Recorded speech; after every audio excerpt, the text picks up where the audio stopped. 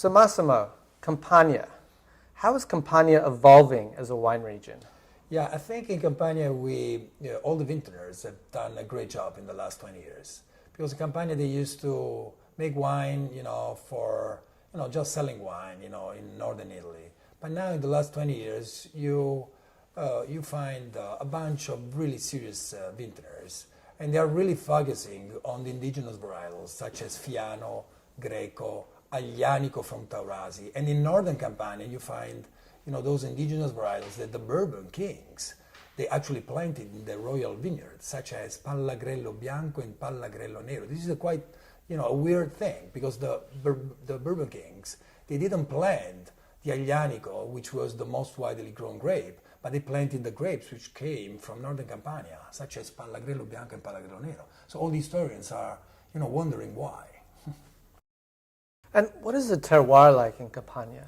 Yeah, I would say for sure the soil is affected by the Mount Vesuvius. So you have a bunch of areas which are really volcanic. So the area where we are, which is northern Campania, all the vineyards down the valley, down the plateau where we are, which is 300 feet on the sea level, is mainly volcanic, because what we get is the ashes from Mount Vesuvius. So Mount Vesuvius is a volcano which doesn't produce lava. It just erupts. So it doesn't tell you when it's going to erupt. So what you get is the ashes. And throughout the years, the ashes from up the mountains, they were dragged down, on the valley, because they are lighter than clay and limestone. So all the vineyards down the valley, 200 feet on the sea level, they are all volcanic. Up on the hills, they are a kind of clay and limestone.